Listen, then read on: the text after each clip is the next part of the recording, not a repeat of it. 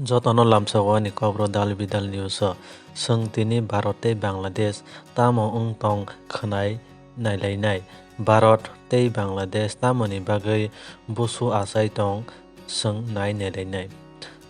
Barat o Sheikh Hasina phaimani pore o Bangladesh o samung nungmung rohmani kom khaijak kha.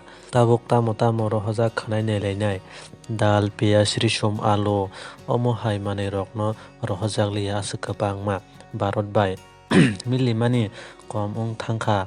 Oboni bagui Barat no yakarui tei alka desh bai kok salaikha. Salaimani logi kisa misa rohjak tongo boro desh ni phai hingkhe Pakistan tei Chin tei Myanmar tinta desh ni Barat bo Bangladesh no manui khwnui rohwya hinkhe Barat bwswk khoti wngno Barat Wanajak unnoti wngnani hinkhe kaisa desh tei kaisa desh amdani raptani wngnani nango hai khe chi desh unnoti wngo.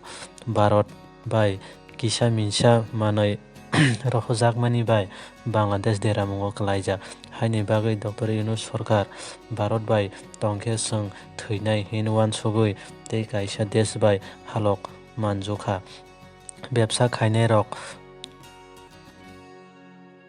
sob somoi chinte klaijak Barat ni manui manya hinkhe ulo tamojani hinui bebsa khainai rok Wanajak tabuk boro jagani piyaj rok akrok phaikha hingkhe piyaj risum phaimani hinkhe Pakistan ni. Mairung tei thok moida chini hinkhe Myanmar joto mosla tosla nini achar rok akurok hinkhe Indonesia ni tubujak tongo o tinta desh ni. Tabuk amdani choli tongo Bangladesh Barat ni bebsa rok kwbang khoti wngui mano. Bangladesh no 2022 Bangladesh o bossor o Barat Bangladesh no 94,033 koti taka rohjago Bangladesh no. Omo hai tongmung wngkhe Barat ni bebsa kwbang khoti wngui mano.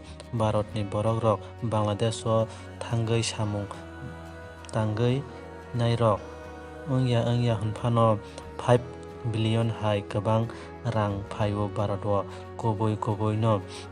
Barat tei Bangladesh alka wngthangkha hinkhe Barat ni bekar tongnai rok 26 থেকে 27 lakh hai bekar wngui mano. Tabuk Wanajak bebsai khainai rok tini ni bagui aswk no wngsithung hambai.